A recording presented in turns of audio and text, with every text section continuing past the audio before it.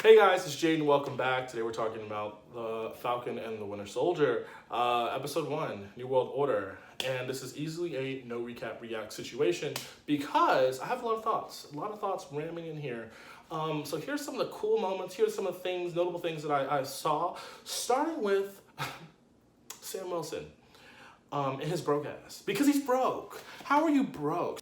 So you're telling me that after all this time of like saving the world and yada yada yada, multiple times, wrecking a building or two, all that jazz, preventing like kind of like Hydra a little bit, in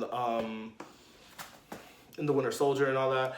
You're telling me that you're broke, that you got no money, you got nothing in your bank account.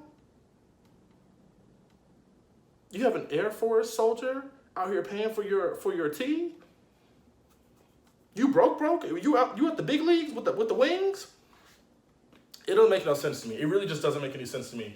I understand that's a good conversation that, like, in general, for like a premise for a TV show, how do TV shows make their money? That's a good question. Really want to hear that.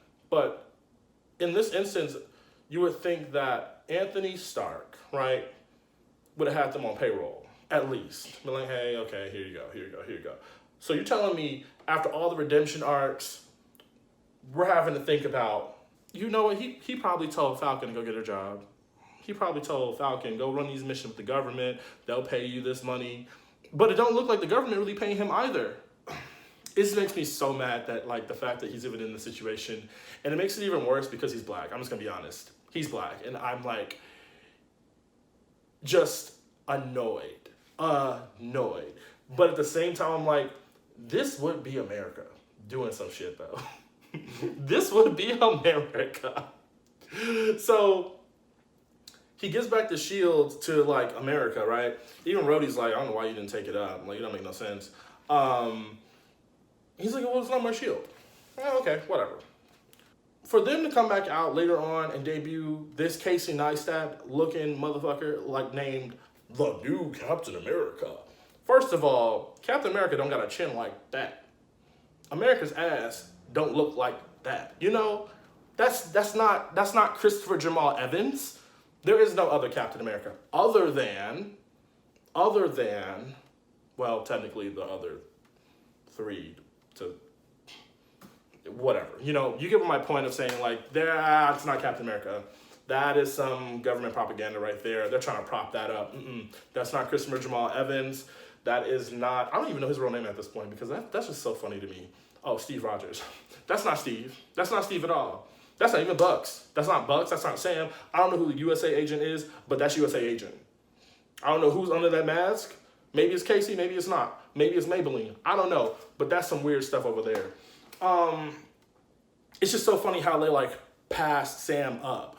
Like, oh, we're going to debut it. How are you going to basically take back the shield under false pretenses saying you're doing the right thing and then basically debut somebody else who's probably not even as qualified, hasn't even really earned their stripes, and does not even deserve the gumption, the gall, the audacity to really even be holding the shield that is Captain America's shield? I don't even like Cap like that. Hear me out. I don't really like Captain America like that.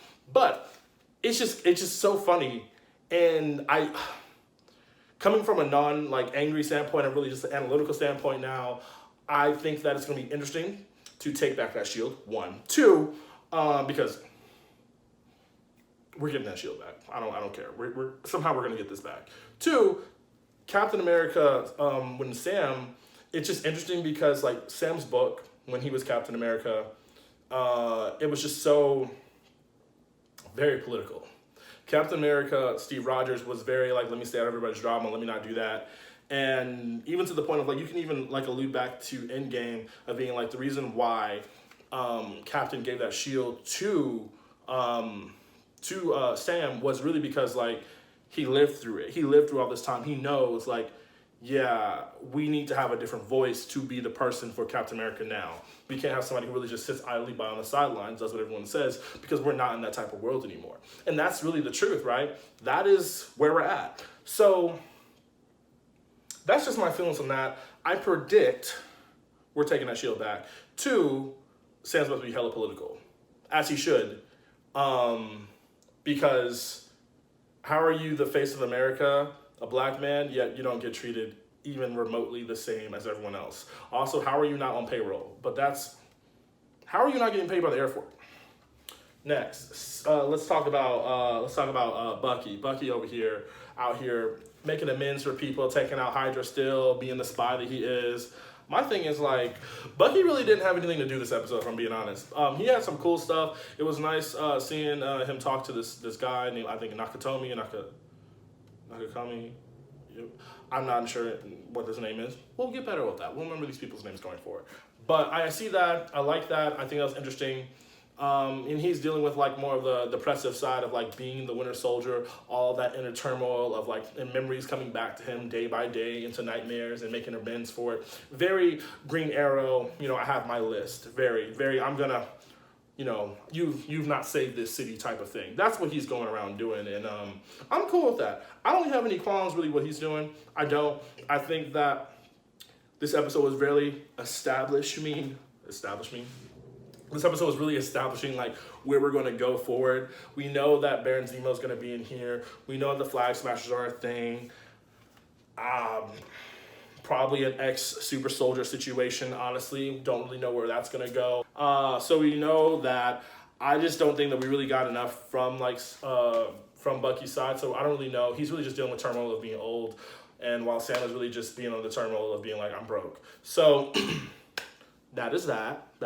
What other good things were happening in this? I really loved seeing like the Captain America museum situation. So we got like the highlight of that a little bit back in, was it Captain America, Winter Soldier? It was Winter Soldier. When he was actually going to tour the Smithsonian himself, he saw that small little exhibit. I think it was like him with the square shield and his outfit before. That was something interesting. I enjoyed that. I just like seeing it being built out even more. So now it's more of like a memorial to Steve Rogers and to what he's done and what he's accomplished. And that is, I don't know, it was just really cool to see like built out this way in like kind of recounting like the events of like the Captain America aesthetic. That was just really, I enjoyed that. Last thing that I would say like that was the most interesting part is that like it's not necessarily about like something within the show because it really wasn't like anything else of like note. It was really more about like I like the way Marvel does this. People say this that like TV and television and everything like that it's just become really regurgitory. Everyone wants a reboot. Everyone wants that, and people talk a lot of crap about like superheroes. But here's the thing. They may be superheroes and they may have TV shows now and all that stuff like that. But at the end of the day, they're doing some of the most interesting storytelling than what is actually being put on television right now. I mean, people every single year, it's like, oh, we're gonna have a new reboot. We're getting a Powerpuff Girls revised telling. Like there are just so many things from our childhood of nostalgia that people are like, oh, let's bring something that we loved and let's make it dark. Wings Club, now that's dark. So I at least we know what we're getting ourselves into with these films, with these movies, with these shows in such a cinematic form, but we don't know what we're getting ourselves into. We know we're going to get excellent storytelling, really framed, not really get spoiled or anything like that. We know we're going to get an interesting story, hands down.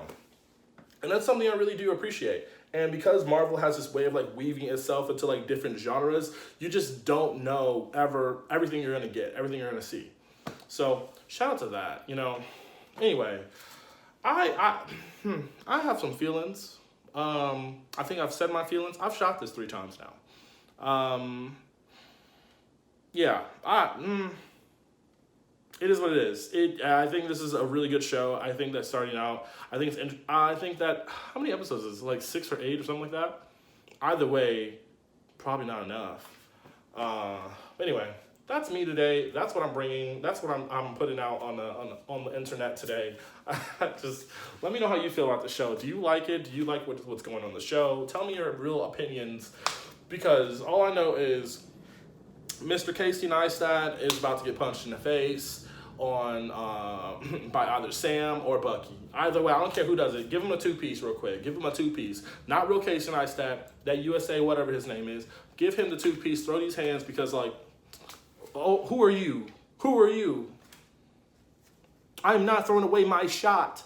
Anyway, Thank y'all so much for watching. I appreciate it. Talk to y'all later.